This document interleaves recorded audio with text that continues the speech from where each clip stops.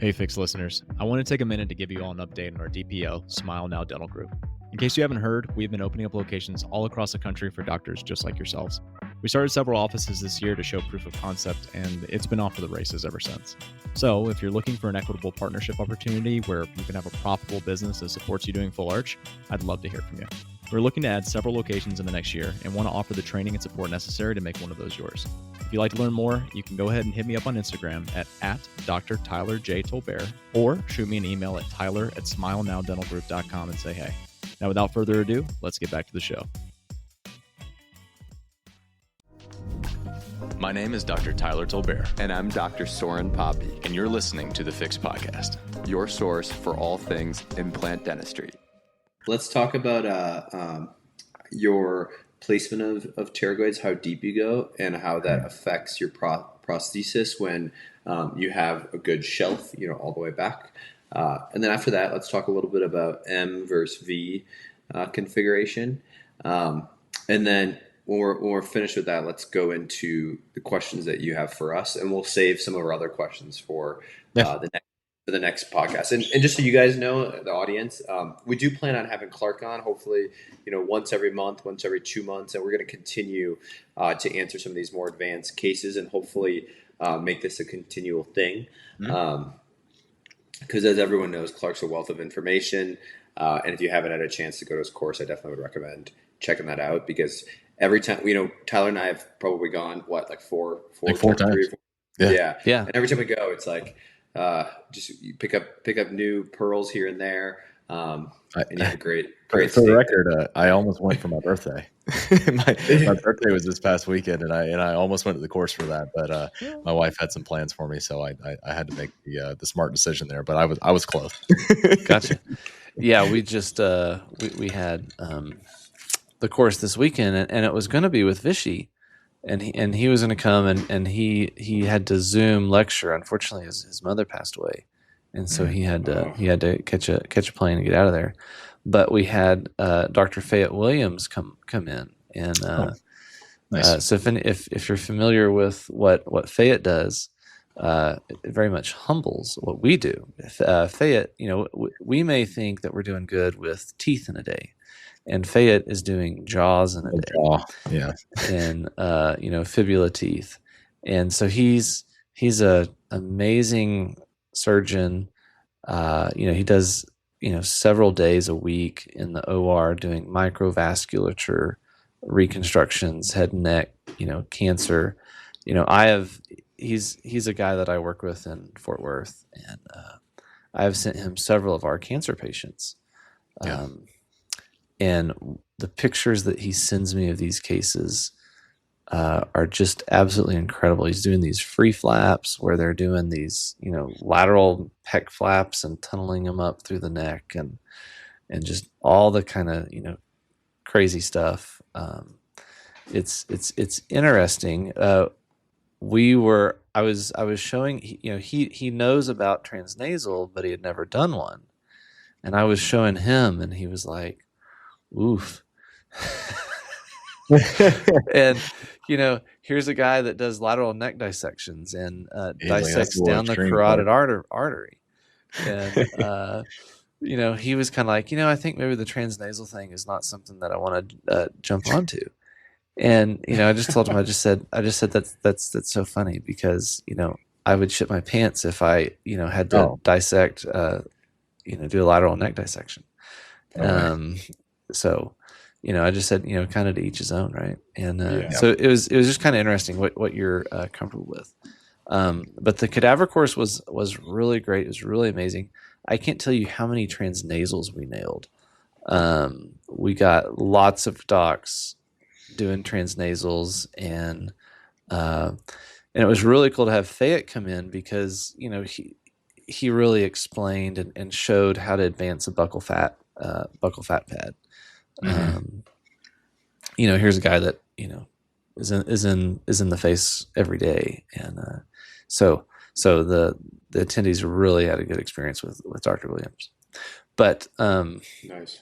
Rolling back to the pterygoids, one of the main problems that I see with clinicians is they're oftentimes not placing them deep enough. And, whenever we talk about Patsy, my approach to Patsy is still the same, exactly the same. But I do say that a clinician can do the anterior implants first and then go back and do the pterygoid. It doesn't necessarily change up your sequence there. But I do feel sometimes if a clinician starts in the pterygoid region, keep an open mind, because you may need to go back after you've placed all of your others and deepen your pterygoid. So we can still do Patsy, we can still do the pterygoid first, place it, just don't put an abutment on. I think that's probably my recommendation, is don't put your abutment on your pterygoid. Do the abutment on your pterygoid last. Have your anterior and your middle tilted, placed, and the abutment placed. Because what we all know is, for biomechanical success in our arches, is that we need the abutment platforms to be all on the same level. And if you're not getting your abutment platforms all on the same level, you're having uneven tissue thickness, uneven prosthetic thickness as well. So just really pay attention to that. I want to get my abutment platform on the pterygoid equal to my middle implant. And so keep an open mind. You may have to deepen your pterygoid to nail that. So oftentimes on the pterygoid, I'm placing a 17 or a 30. When I was brand new to this, I placed a straight, and it can still, if you place a straight in the back, you have to seat your prosthesis anterior to posterior, because it's not going to make that curvature. The challenge that I ran into the ones that we did in 2017 was the milling angles with a straight abutment were way too steep. Yeah. And so we still want to place a 17 or a 30 that really has a very similar path of draw to all of your anterior ones. So that's kind of the other reason of why I think you need your anterior abutments on before your pterygoid, is because then you have to also look at our path of draw. Yeah, that's a really good point, and I think that's a important nuance, and especially like if you're a clinician that kind of lives in this middle world between traditional all-in-4 and Patsy, like let's say you're sort of in that PFAS world where a lot of us are living. If you're not placing zygos, whether or not you get pterygoids doesn't really inform that much of what those front 4 implants are going to look like. And so, I mean, yes, you can say, you know what, Patsy says I got to place the pterygoids first, and that's going to eventually inform whether I'm going to, do an A-frame or whatever with my zygos. But if you're not doing zygos, there's, and even if you are, you can still, and I like your compromise there, place your pterygoid, but don't get married to your final depth of placement. Just get it somewhere where it needs to be, then go place your front 4, get some multis on, and now you can sort of look at that plane along there and then figure out what that final depth is going to be. So you don't necessarily have to have your pterygoid settled before you ever tackle the front 4. That's something that I've done for a long time. In a lot of my cases, my pterygoid multi-units are sitting inferior to or superior, depending on how you're looking at it, inferior to the front 4 abutments. And you've given me that feedback on a lot of different cases. So I've been trying to work on that a little bit. And I like what you said there about settling the final depth after those front 4 have already been chosen. Now you can really cater things. So something I'm curious about too, because, we're addressing prosthetic heights of the multi-units in comparison to each other. But what do you think about crestal versus supracrestal versus subcrestal placement for the pterygoids themselves? What are your thought processes on that? Because when I first learned about them, I was being advised to leave them 1 to 2 millimeters supracrestal for access. If I ever had to go back and take one out or something like that, leave it a little bit supracrestal. And I think a lot of people are being taught that. And now what we're seeing a lot of in pterygoid specific implants are tissue collars. So like a 2 millimeter polished collar, or even longer. I think Norris has says up to like 5 or something like that. I could be totally wrong about that. But you're seeing a lot of polished collar implants that, presumably are supposed to be placed super crestally. So I'm curious about how you weigh in about that, and how you kind of, cater the design of the implant. What is the ideal implant? I'm throwing a lot at you, but can you kind of speak to the crestal aspect of things? Yeah. So, a polished collar, right? So, why would we want that, right? Maybe for cleansability, we would want a polished collar in, a case that where, maybe there's tissue and not bone. And, we may want a polished collar in a scenario where maybe we expect like the tuberosity bone to recede. I think too. Right. And kind of atrophy. Yeah. And my thing with that is, okay, that's all, those are good, right? So then at that point, what would we be concerned about, right? On a traditional all-on-X implant, we'd be concerned about, okay, well, that stuff would lead to recession, thread exposure, right? That's kind of that longer term, triad complication. Yeah. Well, okay, I've done 1,000 pterygoid implants. I haven't seen recession on one. Yeah. Pretty good. I think that the reason that these implant companies are doing a polished collar is because they're trying to make an implant for the masses, maybe people who haven't placed 1,000 of them, and these doctors are having issues with the tissue around that implant. And what I do, and I learned this at your course, is every time I place a pterygoid implant, I am back there thinning that thick tuberosity tissue out, because I want my prosthetic to sit all in one plane, kind of like you've talked about. And if you stick that implant and it's 2 millimeters supracrestal with a polished collar on it, the reason that I think people are doing that is because they have that really thick tissue back there, and they have a difficult time putting the prosthetic on, pushing through, like 6 to 8 millimeters of keratinized tissue. And the solution to all of those problems, and one that's better for the prosthetic, is to just grab that tissue with a tissue forceps, take a new scalpel blade, just thin that tissue out, that connective tissue there, and all of your tissue is going to lay much better around that pterygoid implant. And I think the smartest way to do it is to place it, at the level of the crest, or maybe a little bit subcrestal, depending on where your implant placements are on the anterior fork. Yeah, I would 100% agree with that. Yeah, I just think there's some laziness there, and then it's just kind of having a different mindset, right? Because when I teach people at the Texas Implant Institute courses, a lot of times their eyes just get huge, and they're like, and you can just tell you're like, they're not going to do that in the clinic. they don't want to do that.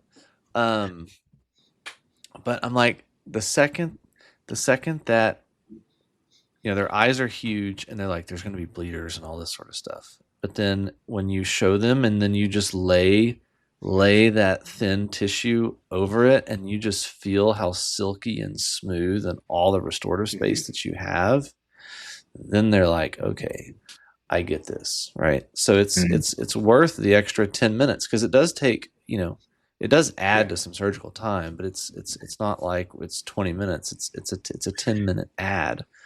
But I think it results in a beefier, temporary, less fractures, right? So that's just going to save you more chair time.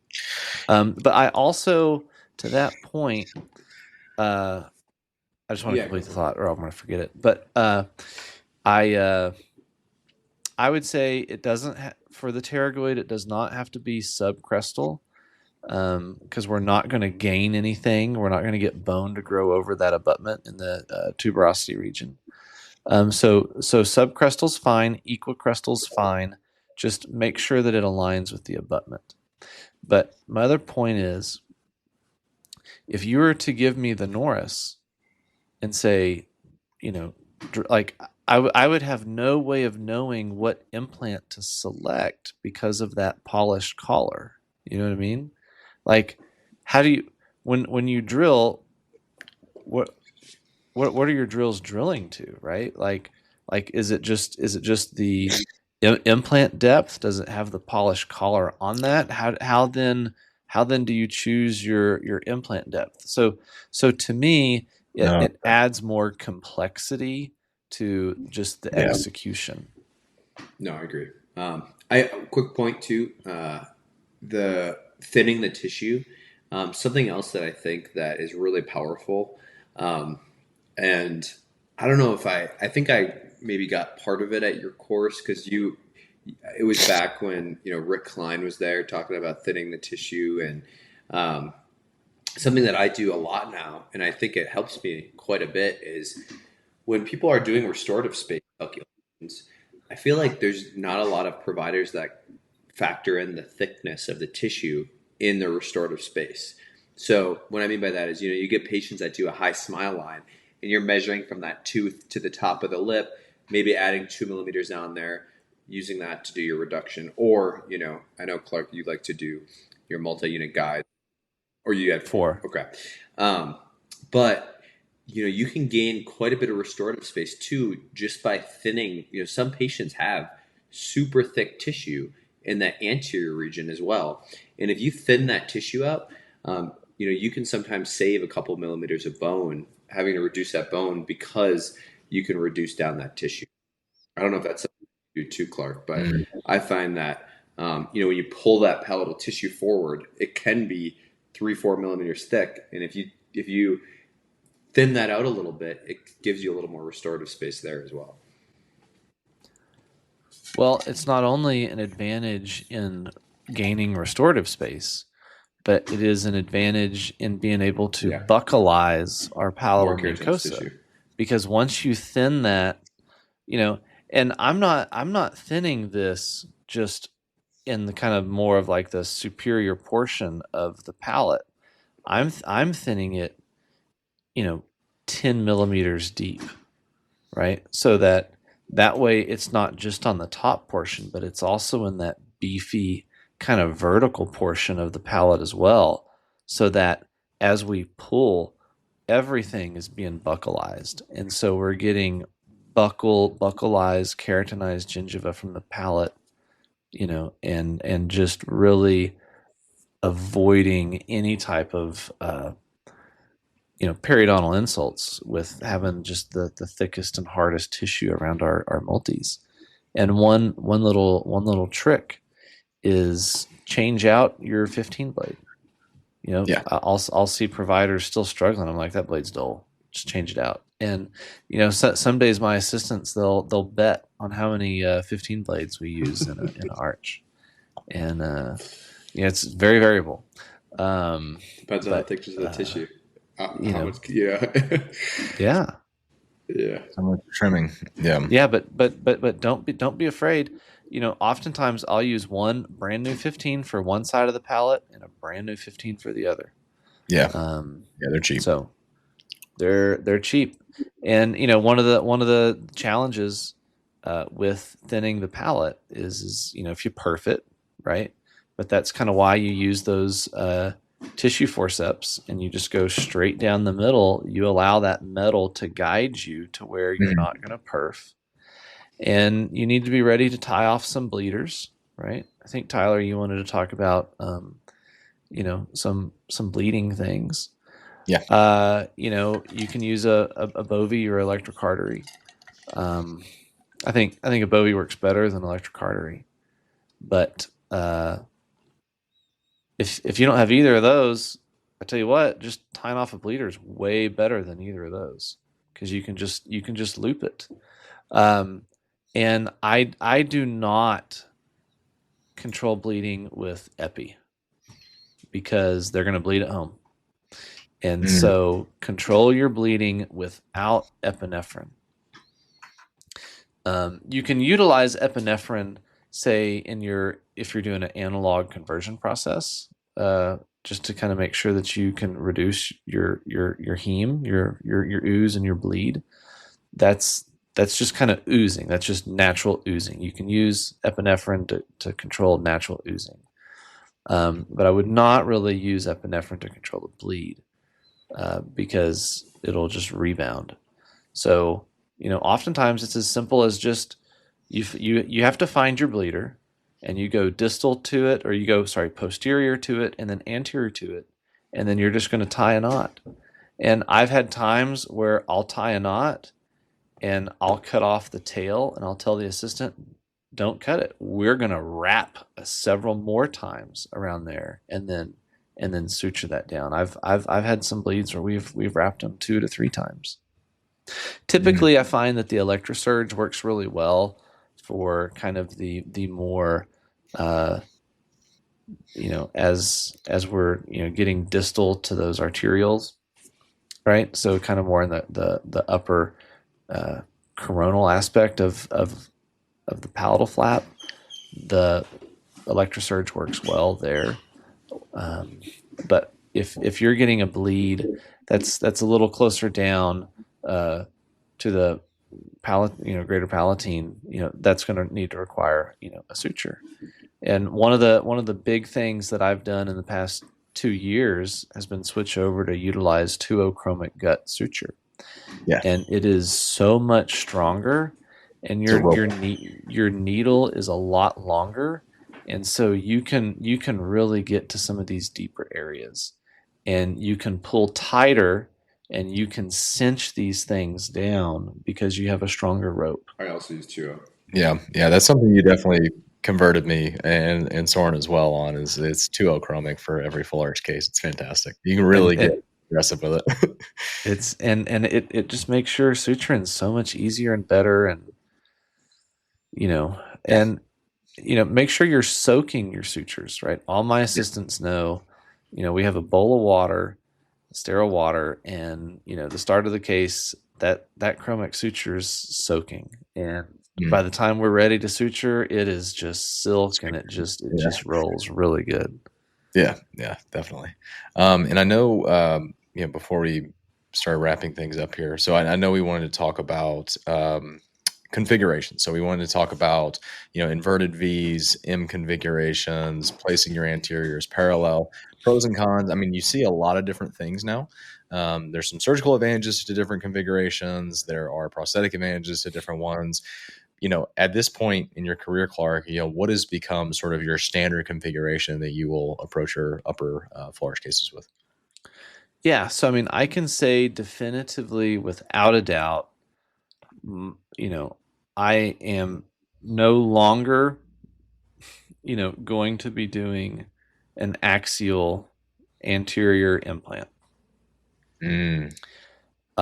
So those are gone.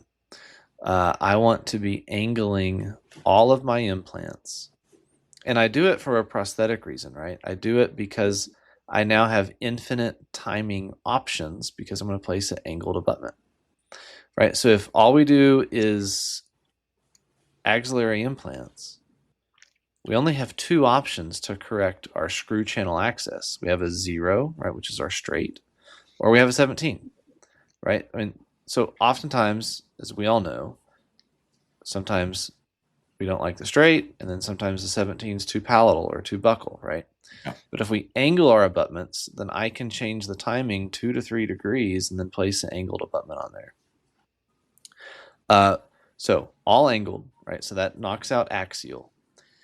And my preference, every time that we can, and I actually had a case yesterday, that I could not do. It was just, there was a very large infection on number 9, right? So, but just in general, every case I can, I am going nasal crest. So I want to do the V configuration on every implant case out there. Okay. I prefer the V configuration over the M, right? So M is when the anterior implant is going into the lateral nasal. That, to me, the trouble that you get into is now you're kind of having to stack your apical tips of your implants. It's a bunk bed now. And if you don't have a lot of bone volume there, then you're going to wind up blocking your posterior implant out. And that's what Patsy teaches us, because then we can just roll in and do a posterior zygo, no big deal. But if you're not ready to just on the fly switch over to do a zygo, then you're going to have some trouble. So if you do the M configuration, you are likely going to block yourself out on the posterior tilted. So I prefer V on everybody. And guess what? Let's say you have a failure of your posterior implant. Well, now you still have tons more room to replace that posterior implant, right? Or your middle implant, we'll call it, because you haven't blocked yourself out. The only times that you cannot typically do a nasal crest is when you have a very large apical infection of your central incisors. And so I had a case yesterday that was very, very much the case. I nailed one nasal crest, and then the other one I actually did an axial. It was literally my only option. It was a resorbed case. My posterior Patsy implant was going to block me out. And so at that point, what's the harm in an axial implant, right? Like, I would not choose, for this area on the patient's left side where I could not do a nasal crest, I did lateral nasal, and then I'm going to block myself out and then have to do a zygo, right? Like, the best zygo is the one you haven't done, and damn sure an axial implant is going to be way better than having to do a zygo. So, just a little bit of that shucking and jiving. It's just that's a 1% one-off case, so don't think anything into it. But for sure, nasal crest. To me, how I approach every case, we're doing nasal crest every time that we can. So V configuration. So we're all pro V. Establish that. So when you're aiming for the same spot with both these implants, are you crossing swords? How are you making sure that you're not interfering with each other? Are they, what's your approach for that inverted V, just surgically speaking? So, I place these exactly the same every time, right? So my number 7 implant is going to be anterior to my number 10. So my number 10 is going to be deep, is going to be posterior to that. So I'm actually going to angle that, much further posterior than my number 7 implant. And that way you always account for it, right? If you do the same thing every time, it just gets into muscle memory. Whereas if you kind of futz around and you're not organized, you may do where you angled them both to the same apical end. Yeah. And that's when you wind up, okay, well, one's going to be a 13 and one's going to be a 10, So my ideal, so I like to stack them. I like to have them cross at the nasal crest, and I prefer to do 13s. Versus maybe try to have the apical osteotomy converge, and then you're doing 11.5s on either. Right. So I stack mine in the nose. So if we're trying to get some symmetry there, you're saying, I think you said your 7 is going to be anterior to your 10. How is the timing going to be different on that? How is that? How are you trying to get? How do you get them symmetrical if you're aiming for different things? They're still, where the abutments are, you won't know.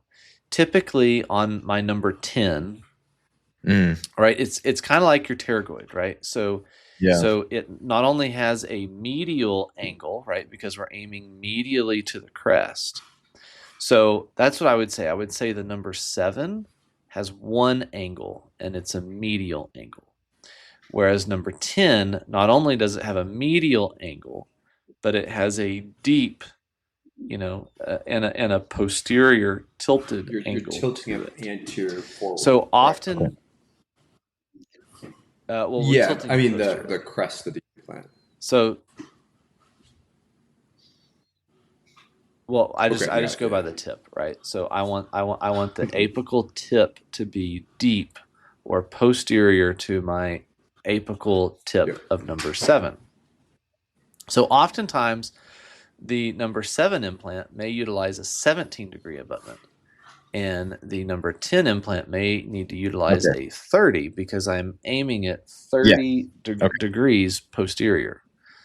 Okay, so that answers what I was getting at. Okay, so sometimes it's going to be a different abutment to account for that different. Okay, yeah, got it. Yep. Okay. Typically, what's your medial angle? But again, you know, is it a little bit less than your tilted? Is it pretty similar to your tilted?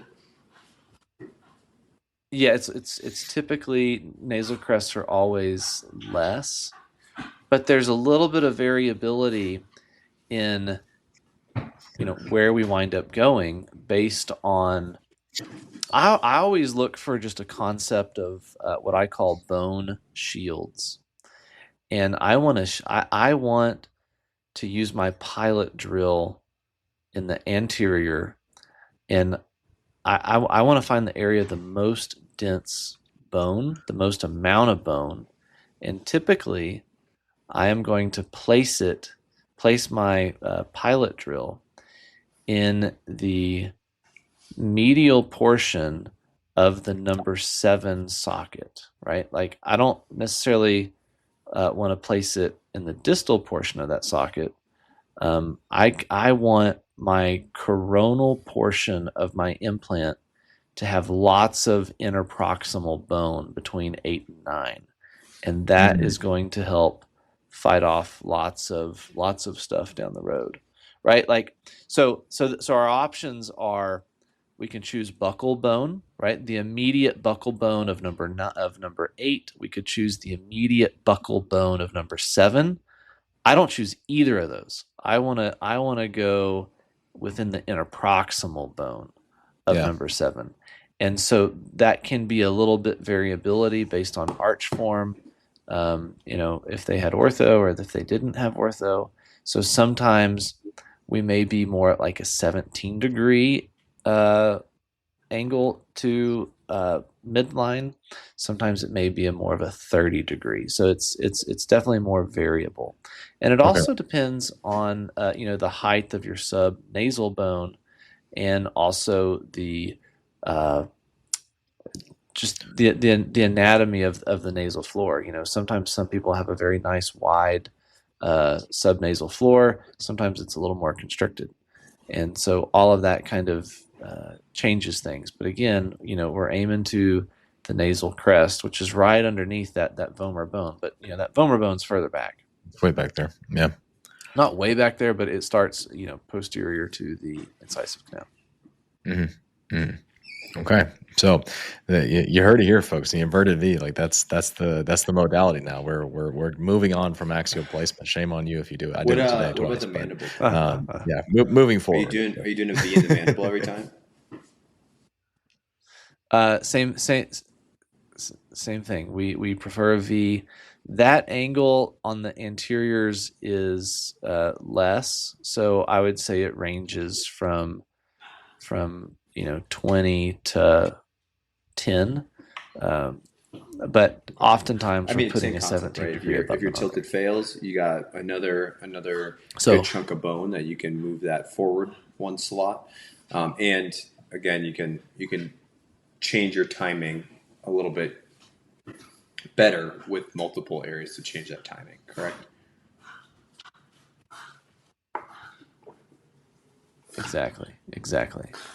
What about you guys? Are you guys doing V's or axial? axially? On my cases or still. But, you know, I 100% agree with everything you're saying. Patients that I'll do inverted V on are patients with really pneumatized sinuses that, you know, I want to make sure that I have enough room to place another implant if I need to, if I have a failed tilted implant. But typically I'm doing axial. But I probably will start doing more V's. I think it's smart. I don't think there's a reason not to, and I agree with all your points for sure. Yeah, awesome. For For sure. Yeah, and I mean, I love the prosthetic flexibility of it. I always get this. You mentioned at the very beginning of this conversation is when you're placing axial, you usually only have like two options, and you're going to try the straight, and then you realize maybe you're a little bit more buckled than you had initially intended to be. Now you're going to be like, okay, I guess I'll put a 17 on there, and then you end up more palatal than you really wanted to be. And so it's like there's not really a great world in between. So by doing the inverted V, it gives you all the flexibility in the world to figure out exactly how that needs to be timed. I am curious when you're timing those implants. Are you usually I'm always looking at the dot for my timing, right? Is that usually going to be pointing towards the midline with your inverted V configuration? Is that very similar to how you're timing your middle tilted implants? What are you referencing as you're timing your implant usually? Well, I think in the inverted V, the most important consideration is implant depth. And we got to talk about this. Yeah. Because you're actually going to place, especially your number 10 implant, or whichever implant goes deep to the other one. I measure my subcrestal desired depth, which is 1 millimeter subcrestal. Measure that on the shallowest part. Well, on the nasal crest, that's going to be not on the buccal, but on the palatal side, right? Mm-hmm. So your palatal wall, you're going to get your implant 1 millimeter subcrestal as measured on the palate, but as measured on the buccal may be 2, 3 on the buccal. So these implants are going to feel deeper. So you're going to have to get in the habit of measuring your abutment depth on the palate. It's the same concept. It's as we do on our posterior tilted. It just feels very, very odd to place one so deep, and so clinicians need to take that into account when you're measuring your depth. And again, measure your depth on your drills, and we know exactly the depth to do because we've done a subnasal lift, and so we are able to feel our drills. Sometimes. If we have a wider nasal crest, we often, sometimes we can't, but we'll take an X-ray to account for that. And whenever you're doing your measurements with whatever method you're doing your measurement, make sure that you are placing your implant to the desired subcrestal depth. Sorry, you're taking your drill. You want your drill to be as deep as your desired subcrestal final implant depth. And so that way there's not any variability. But as far as timing goes, I always say that the dot, right? Yes, for all of our implants, I start checking the timing in our screw access channel by having the dot be pointing to midline. But I always say that the teeth win, and so oftentimes the dot will help get us in the ballpark. Yeah, right. But always be double checking with your MUA guide, and in your posterior implants, you can check with the contralateral arch. The only implants that we cannot check to the contralateral arch are the maxillary anterior implants. We have to use the MUA guide and know where the final desired position of the teeth is going to be, and that's what gets us the right spot. Yeah, and I'm curious. Another reason why I do not like palatal fiducial markers. Oh yeah, because you're not going to have a reference for it, or I mean, you could, but you'd have to have like a really big recess. You have to have a window. Yeah, and I do big flaps, right? I'm a big proponent of this, and so by the time I put an MUA guide on that has a fiducial relief, right? Yeah. Well. Now I've already disturbed all that tissue, and it's kind of swollen, and there's some blood in there. So then I really question the accuracy of that. So I know that you guys do a digital method without fiducials. Yeah, correct. Yeah, and so it just makes it so much simpler. Oh my God. Yeah, no, I still use fiducials sometimes for like a single upper or something like that. And I suppose that, you probably could design like a multi-unit, an MUA guide that would sort of allow you to actually guide the fiducial placement. So you could, place it even with teeth on, and maybe it's like tooth-borne or something, and it has some recesses in it. So you very specifically place fiduciary markers, or not fiduciary, fiducial markers in specific spots, so that when you do get the teeth out, you could then put on the MUA guide and it would fit just over where those fiducial markers are. So you don't have this like massive window anymore. It's like pre-planned. But this is getting like way. I mean, I don't like fiducials at all, so I'm not going to go through that. But yeah, we do a denture wash method, and it's fantastic for that. So we can really, we can use multi-unit guides and figure out where things need to be. One thing I wanted to make sure we address too, though, and this is brought up by I think Adil Khan mentioned this one. Yeah, he did. So details on the multi-unit abutment height. So you had talked about, where we're placing our implants in relation to the crest. What is the height of the multi-unit that we're placing, and the biologic width that gets established there. And there's some nuances that you've talked about in the group that I've never really, like, obviously I've heard of these things, but I've never heard of them really talked about specifically in the context of multi-unit abutment placement. And I feel like this is like a really important nuance that we're just kind of glossing over. And if you look at, posts that people make on Instagram of their arches, and that you show the multi-unit and stuff, there is so much variability in terms of the heights that people are choosing. And, is it with respect to tissue? Is it with respect to the implant placement? I really liked how you talked about the establishment of biological width with regards to your multi-unit abutment height selection. So could you speak to that a little bit?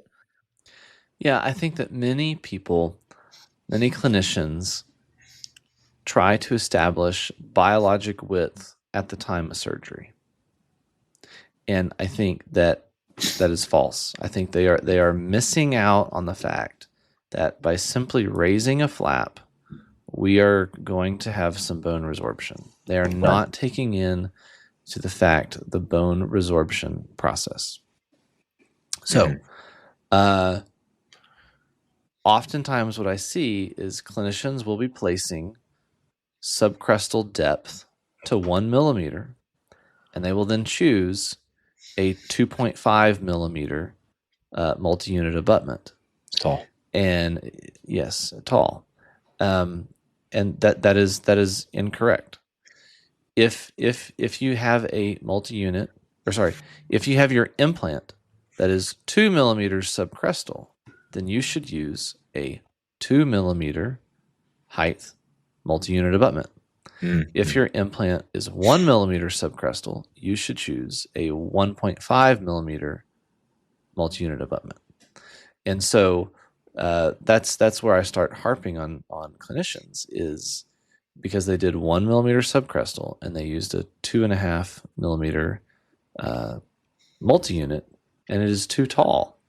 And so obviously we're losing 1 millimeter of restorative space just off the bat.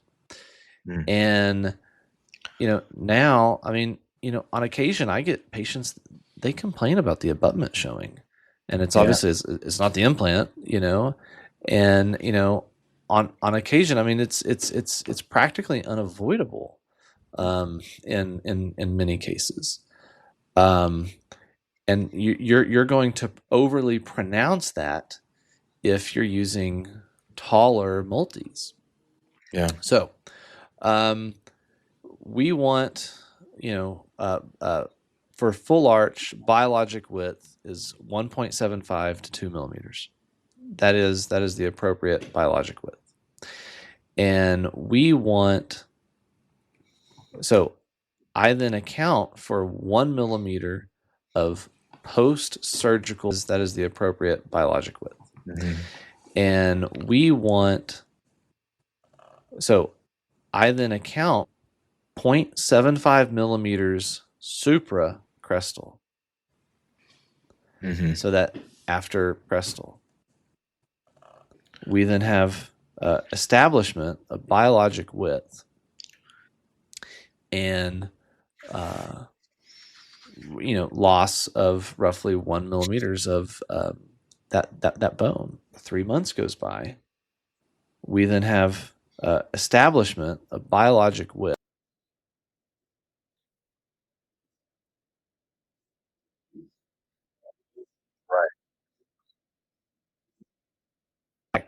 if your abutments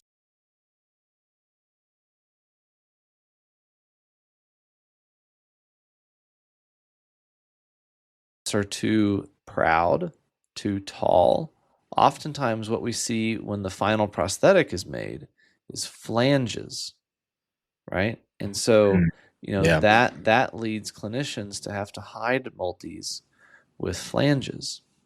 And so, if we all think about it from an emergence profile standpoint, the more emergence profile we have, the better, right? So as if we lower our prosthetic margin, then we're able to get a much better emergence profile. And so that's what I am doing with a 1.5. Now, that's not to say that I don't use 2.5s.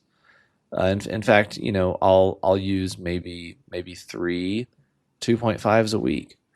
But that's just because for whatever reason, maybe I wanted a couple extra turns. Maybe I needed an extra millimeter of stability.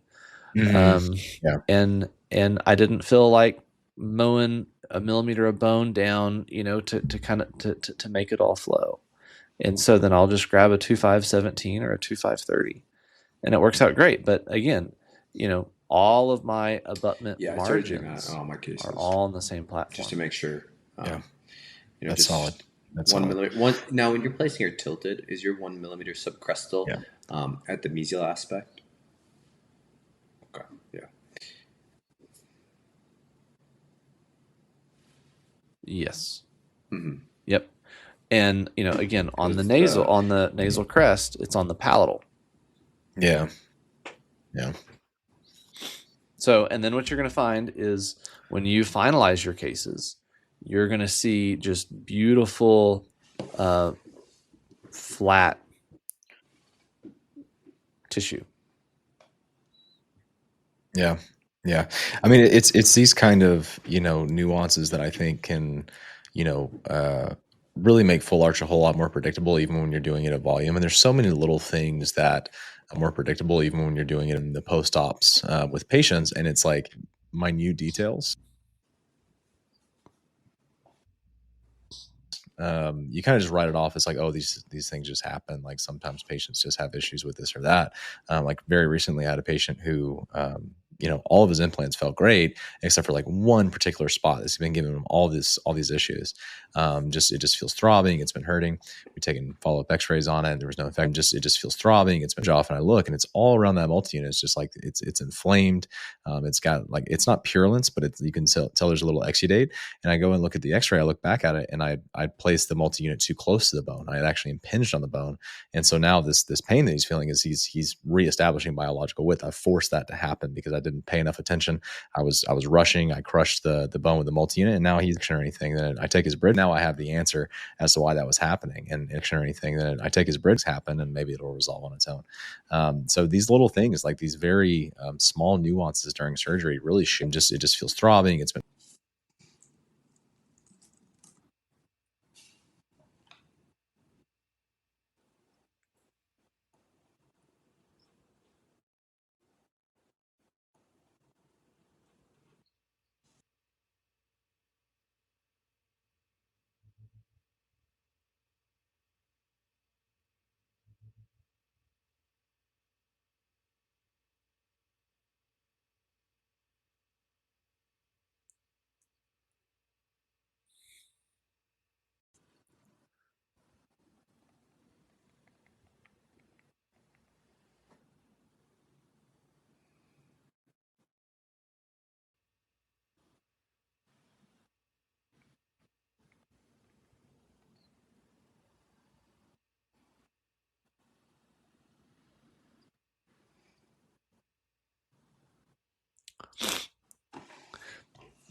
Well, I wouldn't replace the multi.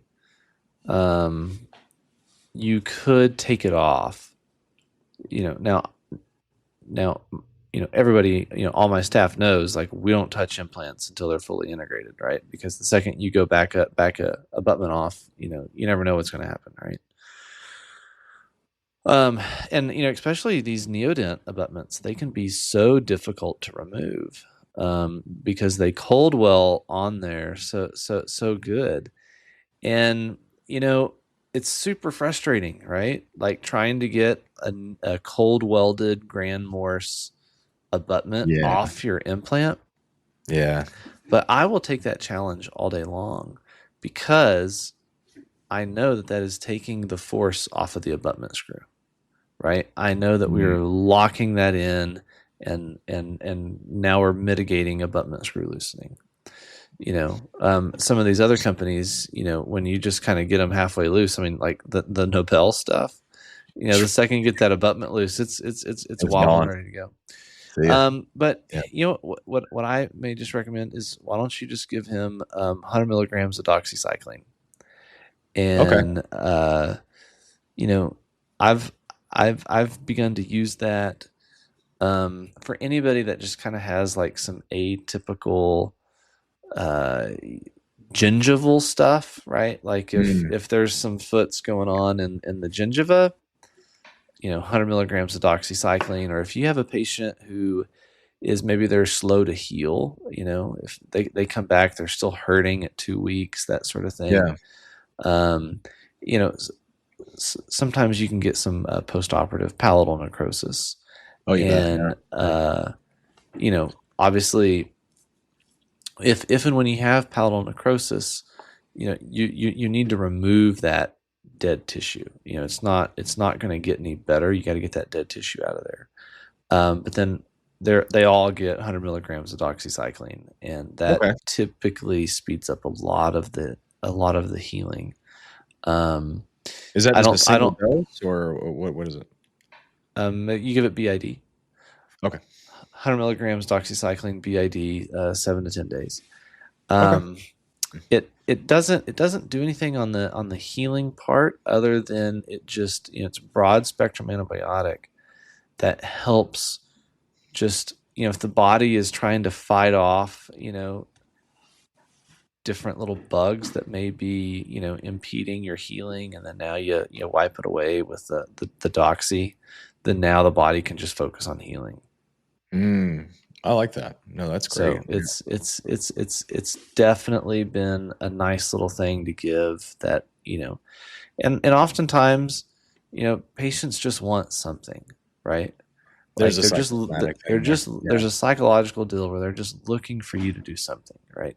Yeah. Saying we can't do anything is not reassuring to the patient. That's hopeless. Yeah, that's fair. Now there are cases totally where you can tell your patient, I got you. You're fine. This is not going to turn into an infection. It's too close to surgery. You literally need time, and there's nothing I can give you other than time. That also is assuring. When they know that it's just a time thing. When you're prescribing time. Yeah, that's solid. Yeah, but not being able to say that. And just be like, yep, nothing I can. But not being able to say that and to feel you and listen. That's fair. Yeah, that's fair. Well, Clark, this has really been fantastic. I think we may have gotten through 40% of the outline that I made for us. So we've at least got 2 parts here, and I think that's fantastic. And I think we ought to save a little bit for next time, because I think this is going to be a recurring series. And if not only for the audience, I think it's for Soren and I, because we learn something every time we sit down and talk to you. And there's generally a pearl that we'll carry forward for the rest of our careers, just about every time we talk to you. So we certainly appreciate that. Well, awesome. Yeah. Well, yeah. Just kind of like I think what did Elon come out, or it was Eric Schmidt came out and said that we've given AI the fullest extent of all human knowledge. There is an extent to mine, so we will reach maximal knowledge that Damon has. So that could come about. So don't be sad when it comes. Well, so I don't think we're at the bottom of your large language model. Once we hit that, your chat GPT 6.0 is back to square one. That's funny. Oh, yeah. Refresher, just like the cadaver refresher. That's all it'll be. Yeah. Awesome. Well, I really liked our interview with David Zelig. He is super nice guy, and I just hope that super at that age, enthusiastic. I mean, he I'm was that more excited than I enthusiastic as he was. was. I actually left that interview like, Talk man, about this stuff, and I it's need to be super more nice. enthusiastic about these cases, because that guy has been doing this way longer than I have, and he still is 100% shot. Oh. I know. Just stoked. Yeah, just overall super nice guy, and I mean, I took 2 pages of notes just talking with Zelig, and I already know all this stuff, Yeah. But just kind of the way he talked, and the way he presented, and I think that'll be such a great person to have on, and really we should try to get Vishy or even Juan on, to really talk about medical legal stuff, and like what do guys need to really kind of pay attention to, what are things that they all can benefit from, and I think there's a lot to learn there. Yeah. No, I agree. I think that's a good wrinkle that we've never even touched on, and we've both talked to Juan before, and I've been trying to get Vishy on here for quite some time, and I definitely think they can bring some color to that conversation that would be really interesting. So I think you've given us some great ideas, and we look forward to the next time we get you sat down, and either it'll be conversations with the tribe or conversations with another fantastic leader in full arch. So again, we just really appreciate your time, Clark, and we look forward to next time. Awesome, guys. Appreciate y'all. Thank you. It's always fun to talk, and y'all keep me thinking, and so it's good. For sure.